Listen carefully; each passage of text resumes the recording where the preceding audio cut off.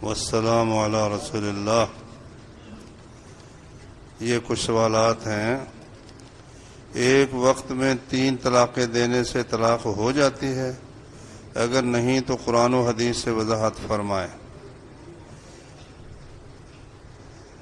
ایک وقت میں جب آدمی طلاق دیتا ہے تو طلاق تو ہو گئی، باقی ایک وقت میں ایک ہی طلاق ہوتی ہے، خواہ وہ کہے تجھے 3 طلاقیں ہیں، خواہ کہے تجھے طلاق طلاق طلاق، وہ ایک ہی طلاق ہے، خواہ کہے تجھے 1000 دفعہ طلاق، وہ ایک ہی طلاق ہے۔ دلیل اس کی صحیح مسلم میں حدیث ہے کہ نبی صلی اللہ علیہ وسلم کے زمانے میں اور ابوبکر رضی اللہ عنہ کے زمانے میں اور حضرت عمر کی خلافت کے 2 سال تک ایک وقت کی 3 طلاقیں ایک ہی شمار ہوتی تھیں۔ جب لوگوں نے کثرت سے یہ کام شروع کر دیا تو حضرت عمر نے ان کو سزا دینے کے لیے کہا کہ آئندہ کوئی اگر ایسا کرے گا تو ہم وہ 3 ہی شمار کریں گے اور اس کی بیوی کو دوبارہ رجوع کی اسے اجازت نہیں دیں گے۔ تو اب حضرت عمر کا 2 عمل ہیں، ایک عمل کے 2 سال تک کے 3 طلاقیں ایک وقت کی ایک ہی ہے، اور ایک یہ کہ ایک وقت کی 3 طلاقیں 3 ہیں۔ اب حضرت عمر کا ایک عمل وہ ہے جس کے ساتھ ابو بکر کا بھی عمل ہے رضی اللہ عنہ، رسول اللہ صلی اللہ علیہ وسلم کا عمل بھی ہے، اس لیے وہ ایک وقت کی 3 طلاقیں ایک ہی ہوتی ہیں۔ عشاء کے وتر کے بعد بندہ 2 رکعت تہجد کی نیت کر کے پڑھ سکتا ہے؟ ہاں، بہتر یہ ہے کہ اگر تہجد کی نیت کرنی ہے تو پہلے 2 کر کے پڑھ لے، آخر میں وہ 1 رکعت وتر کی پڑھ لے۔ لیکن اگر کوئی شخص وتر کے بعد 2 رکعتیں پڑھتا ہے تو یہ جائز ہے، اس میں کوئی ممانعت نہیں ہے۔ کوئی شخص گھر سے سفر پر روانہ ہوا، ابھی شہر سے باہر نہیں نکلا اور نماز کا ٹائم ہو گیا، کیا وہ قصر نماز پڑھے گا یا پوری؟ بھئی وہ مسافر تو نہیں نا، اپنے شہر میں تو بندہ مسافر نہیں نا ہوتا، جب شہر کی حدود سے نکل جائے گا پھر وہ مسافر ہے، پھر قصر کر سکتا ہے۔ مسجد میں داخل ہوتے ہوئے اور باہر نکلتے ہوئے کون سا پاؤں آگے رکھنا چاہیے؟ مسجد میں داخل ہوتے دایاں پاؤں اندر رکھنا چاہیے اور نکلتے ہوئے بایاں پاؤں پہلے باہر نکالنا چاہیے۔ کیا قمیص کے بازو اوپر اٹھا کر نماز پڑھی جا سکتی ہے؟ حدیث میں ہے کہ رسول اللہ صلی اللہ علیہ وسلم نے نماز میں کپڑے کو اکٹھا کرنے سے اور بالوں کو اکٹھا کرنے سے منع فرمایا، اس لیے اگر بازو جو ہے وہ لپیٹے ہوئے ہیں تو نماز میں ان کو نماز سے پہلے کھول دینا چاہیے، نماز میں یاد آئے تو نماز میں بھی کھول دینا چاہیے۔ کیا عورت بالوں کا جوڑا کر کے نماز پڑھ سکتی ہے؟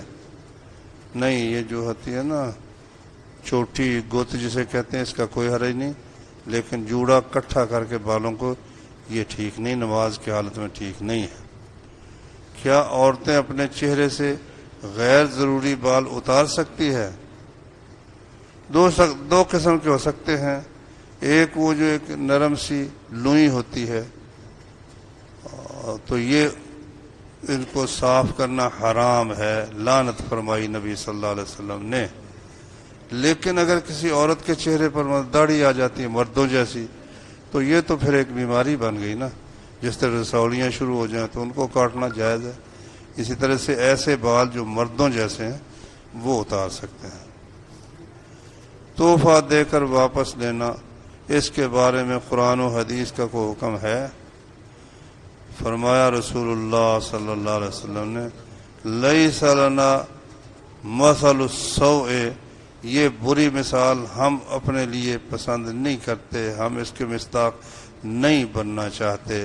العائد فی ہبتہ کالکلب یعود فی قیئہ، کہ جو ہبہ دے کر تحفہ دے کر واپس لیتا ہے وہ کتے کی طرح ہے جو اپنی قے چاٹ لیتا ہے، قے چاٹ لیتا ہے، قے کرتا ہے پھر اس کو چاٹ لیتا ہے الٹی۔ سکولوں اور کالجوں میں استاد صاحب جب کلاس میں آتے ہیں تو سارے بچے کھڑے ہو جاتے ہیں. کیا یہ طریقہ حدیث کے مطابق ہے؟ اس کی اجازت ہے. مسند احمد میں حدیث ہے اور بھی حدیث کی کتابوں میں کہ صحابہ کرام کو رسول اللہ صلی اللہ علیہ وسلم سے بڑھ کر کسی شخص سے محبت نہیں تھی، اور حقیقت بھی ایسے ہر مسلمان کا یہی حال ہے. لیکن جب آپ تشریف لاتے تو وہ کھڑے نہیں ہوتے تھے، کیونکہ انہیں علم تھا کہ اللہ کے نبی اس کو ناپسند کرتے ہیں. اور آپ نے فرمایا جو شخص پسند کرتا ہے کہ لوگ اس کے لیے اس طرح کھڑے ہو جائیں جس طرح تصویر ہوتی ہے، وہ اپنا ٹھکانہ جہنم میں بنا لے. اس لیے خواہ ٹیچر ہو، خواہ جج ہو، خواہ وزیر ہو، استقبال کے لیے تو کوئی حرج نہیں، آپ اٹھیں جا کر آگے سے لے کر آئے، یہ جائز ہے. لیکن اپنی اپنی سیٹ پر کھڑے ہو جائیں، تعظیم، کلاس اسٹینڈ، یہ مسلمانوں کا طریقہ نہیں ہے. سورہ فاتحہ میں آخر میں لفظ ضالین پڑھنا ہے یا کہ ضالین پڑھنا ہے؟ اس کی وضاحت فرما دیں. بھائی ہم لوگ ہیں اجمی، پاکستانی، ہندوستانی، ہماری زبان ہے پنجابی. انگریزی جب آپ بولیں گے تو جس طرح انگریز کرتے ہیں آ کر کے، اس طرح بولنی پڑے گی.